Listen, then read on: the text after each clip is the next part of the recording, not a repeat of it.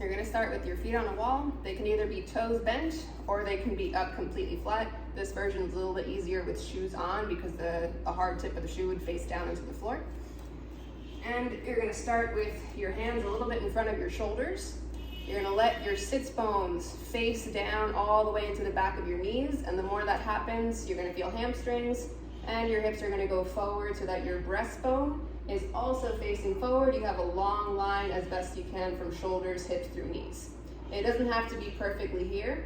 I want you to make sure that you have sits bones facing down while your hips are a little behind, and those hamstrings are gonna work harder the more your hips come forward. Your shoulders are gonna be roughly over your hands here, and your breastbone is not gonna face down. It's gonna be very, very long. So length and hamstrings are gonna be the most important thing here. Length through your torso, hamstrings assisted by some foot pressure driving back into the wall. From here, you do a push-up. Make sure that when you descend to the bottom, it is your elbows bending out like a 45-degree angle. It is not sinking down between the shoulder blades to initiate.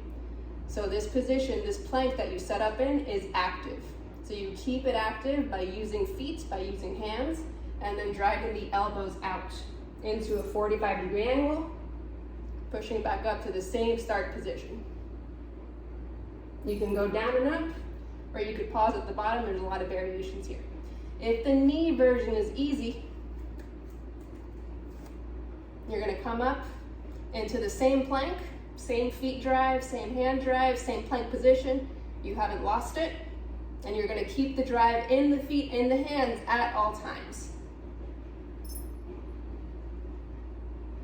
So make sure that when you're doing this version, you're not losing that position, because then I don't have my core to give me leverage for my upper body to push me back up.